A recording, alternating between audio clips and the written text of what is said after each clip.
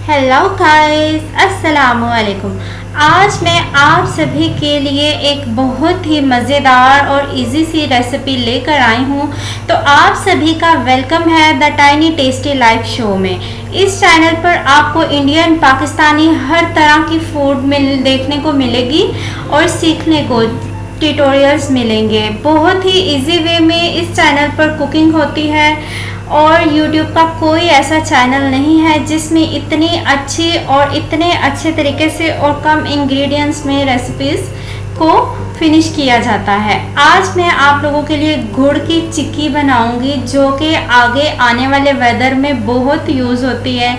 तो यहाँ पे हमने एक पैन में, छोटे से अपने पैन में हम लोगों ने गुड़ लिया है। गुड़ को हम लोगों ने हल्की आंच में बस हम लोगों ने इसे मेल्ट करना है।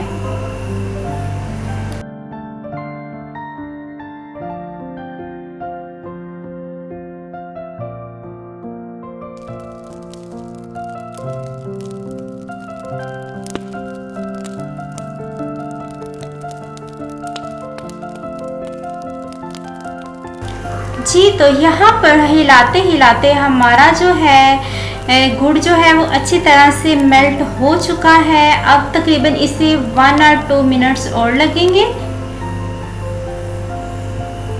जी, तो ये अच्छी तरह से कैरमल सा मिक्सचर हमारे पास रेडी हो चुका है।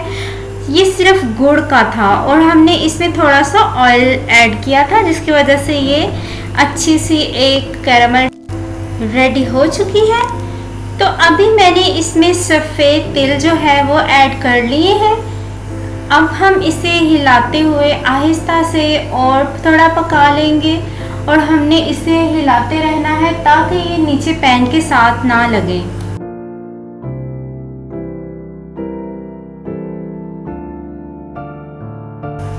तो गाइस, सिर्फ इतना सा ही काम था। हमारी तिल की चिक्की जो है वो बिल्कुल रेडी हो चुकी है।